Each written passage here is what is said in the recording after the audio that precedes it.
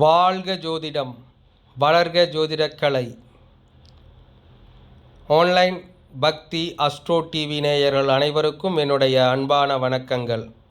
நான் பண்டிட் பாலசுப்ரமணி, கோடம்பாக்கத்திலிருந்து. ஜோதிட சாஸ்திரத்தில் நாம் இன்று காண இருக்கின்ற தலைப்பு முடக்கு ராசி.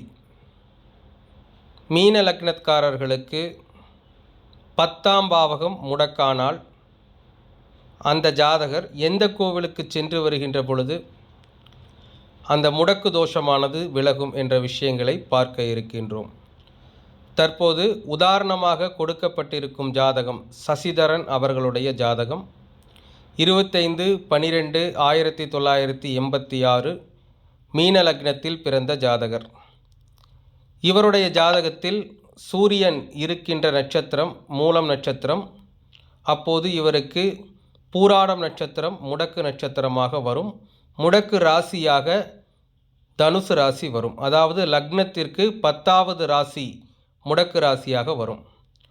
இந்த ஜாதகருக்கு தற்போது நடைபெற்று கொண்டிருக்கும் திசை குரு திசை.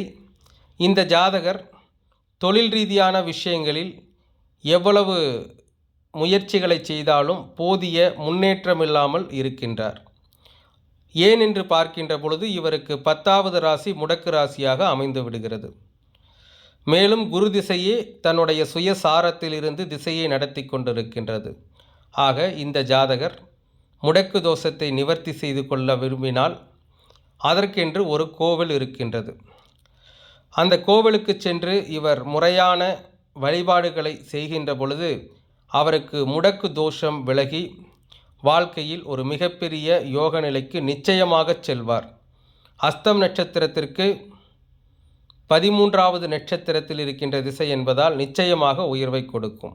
அந்த வகையில் இந்த ஜாதகர் எந்த கோவிலுக்கு செல்ல வேண்டுமென்றால் இந்த ஜாதகர் செல்ல வேண்டிய கோவில் அரசலீஸ்வரர் திருக்கோவில், விழுப்புரம் மாவட்டம் ஒழுந்தியாப்பட்டு என்ற இடத்தில் இருக்கின்ற அரசலீஸ்வரர் திருக்கோவிலுக்கு சென்று, அதாவது எப்போது செல்ல வேண்டும் என்றால் இவருக்கு முடக்கு கிரகமாகிய குரு பகவான் இருக்கின்ற நட்சத்திரம் பூரட்டாதி நட்சத்திரம்.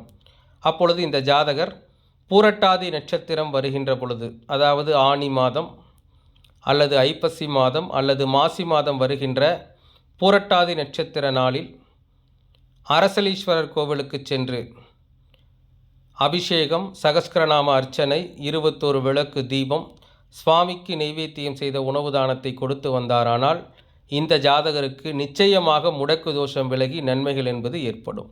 ஏன் இந்த கோவிலை குறிப்பிட்டிருக்கின்றேன் என்றால் இந்த கோவில் பதவி உயர்வு பெறுவதற்கும் அதேபோல தொழில் ரீதியான விஷயங்களில் உயர்வு பெறுவதற்கும் வழிபட வேண்டிய ஒரு சிறப்புமிக்க கோவிலாக இந்த கோவில் இருக்கின்றது.